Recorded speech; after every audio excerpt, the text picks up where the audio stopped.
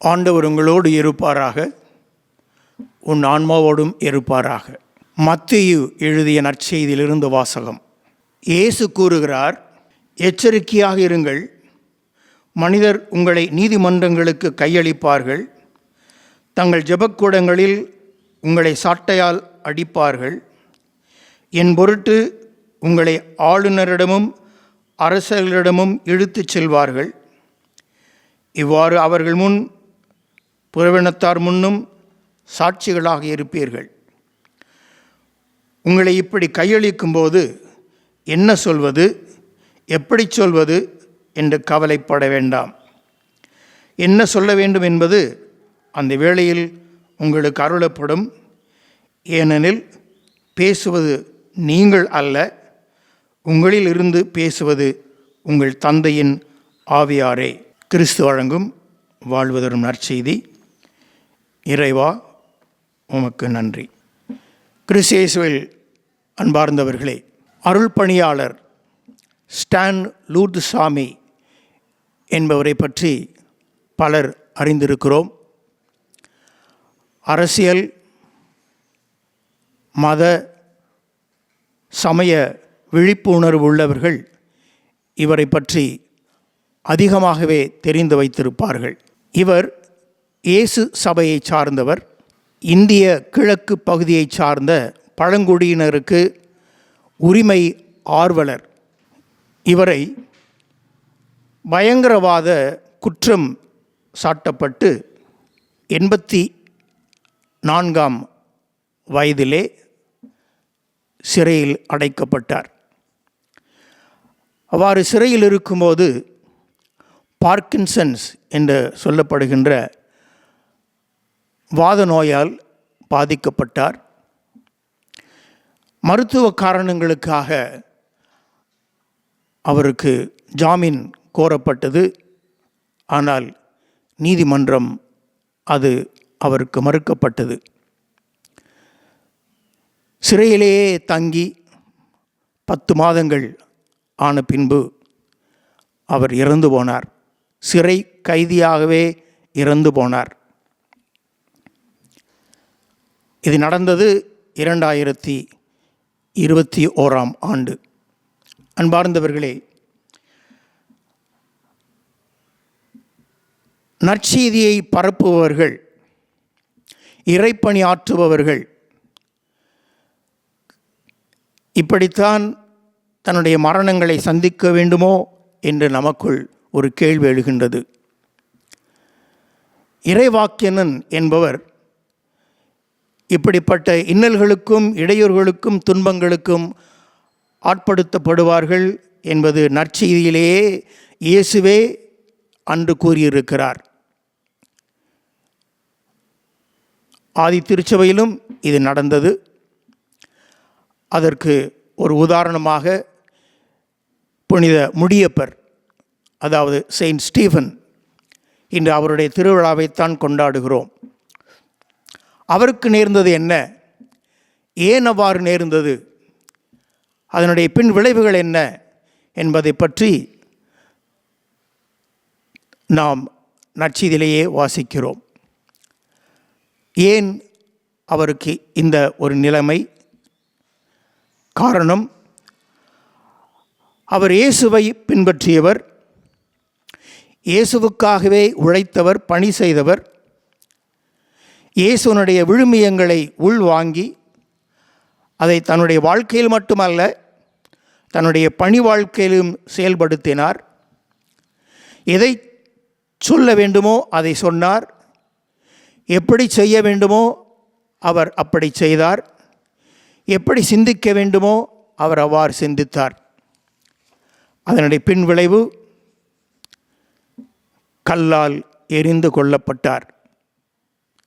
அவர் இன்று நம்முன் எப்படி நிற்கிறார்? ஒரு மறை சாட்சியாக.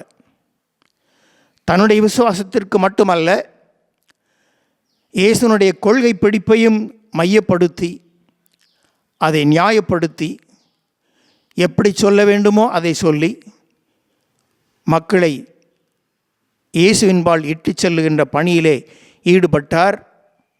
ஆனால் அந்த சமூகம் அவரை ஏற்றுக்கொள்ளவில்லை, கல்லால் எறிந்து கொன்றது.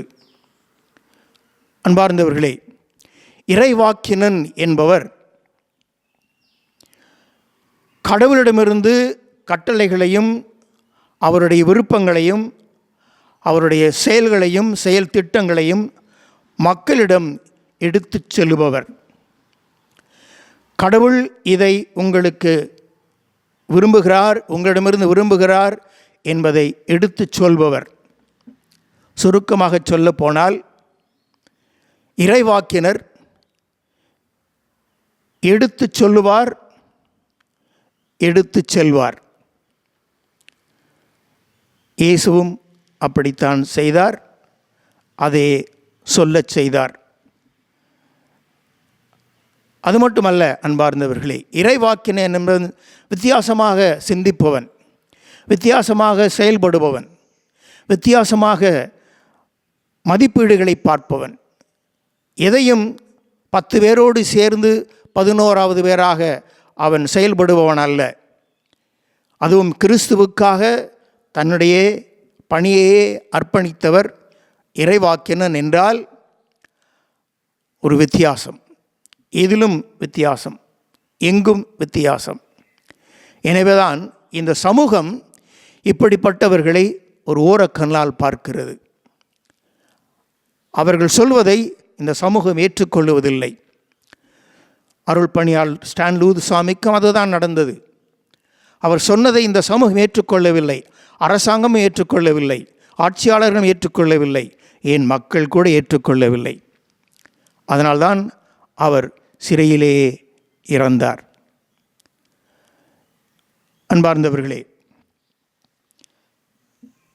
இறைவாக்கினன் கடவுளிடமிருந்து எடுத்து வருவது, மக்களிடம் கொண்டு போய் சேர்ப்பது, அந்த பணியை செய்யும்போது அவர் வித்தியாசமாக சிந்திப்பவர் மட்டுமல்ல, வித்தியாசமாக செயல்படுபவர் மட்டுமல்ல, வித்தியாசமாக தன்னுடைய அணுகுமுறைகளை பாகுபடுத்தி பார்ப்பவர் மட்டுமல்ல, இந்த சமூகம் அவரை வெறுப்பதோடு மட்டுமல்லாமல் அவருக்கு சில நேரங்களிலே மரண தண்டனையும் கொடுக்கிறது. ஆனால் அவர் அல்லது அந்த இறைவாக்கினர் எதற்காக அனுப்பப்பட்டோமோ அந்த நோக்கத்திலிருந்து தவறாமல் வழுவாமல் உங்களுடைய சிந்தனையிலே தவறு இருக்கிறது என்று சுட்டி காட்டுகிறார், உங்களுடைய செயலிலே பிழை இருக்கிறது என்று சுட்டி காட்டுகிறார், உங்களுடைய அணுகுமுறையிலே மனித அபிமானம் இல்லை என்று எடுத்து சொல்லுகிறார். இயேசுவும் இதை பற்றி 2000 ஆண்டுகளுக்கு முன்பாகவே தன்னுடைய சீடர்களுக்கு எடுத்துச் சொன்னார். அதைத்தான் இன்றைய நற்செய்தியிலே வாசிக்க கேட்டோம். ஆளுநர் முன்பாகவும் மக்கள் கூட்டம் முன்பாகவும் நீங்கள் நிறுத்தப்படுவீர்கள், தண்டனைக்கு உட்படுத்தப்படுவீர்கள், எச்சரிக்கையாக இருங்கள் என்று சொன்னார். அன்பார்ந்தவர்களே, இறைவாக்கினன் தன்னுடைய இறைவாக்கு பணியை செய்யும்போது பல துன்பங்களை சந்திக்க நேரிடும். இயேசுவே அதற்கு விதிவிலக்கு இல்லாமல் தான் அந்த பணியை செய்து கொண்டிருந்தபோது அவர் இந்த துன்பங்களை எல்லாம் சந்தித்தார். நாமும், அதாவது நீங்களும் நானும் அந்த பட்டியலிலே அடங்குகிறோம். கிறிஸ்துவிலே ஞானஸ்நானம் பெற்ற ஒவ்வொரு கிறிஸ்தவனும் ஒவ்வொரு கிறிஸ்தவளும் ஓர் இறைவாக்கினன். நம்முடைய சிந்தனையிலே கிறிஸ்து இருக்க வேண்டும், நம்முடைய செயலிலே கிறிஸ்துவின் செயல்பாடு இருக்க வேண்டும், நமது அணுகுமுறையிலே கிறிஸ்துவனுடைய அணுகுமுறையும் இருக்க வேண்டும். சுருக்கமாக சொல்லப்போனால் நாம் மறு கிறிஸ்துக்களாக இறைவாக்கினர்களாக இருக்க வேண்டும் என்பதை நாம் உணர்ந்து கொள்ள வேண்டும்.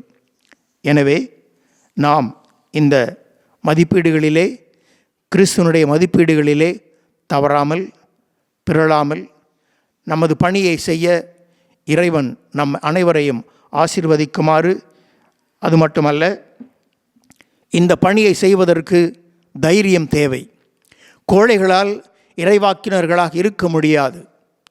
தைரியம் வேண்டும். எடுத்துச் சொல்ல வேண்டிய அதற்கு பக்குவம் வேண்டும். எதையும் எப்படியும் சொல்லிவிட முடியாது.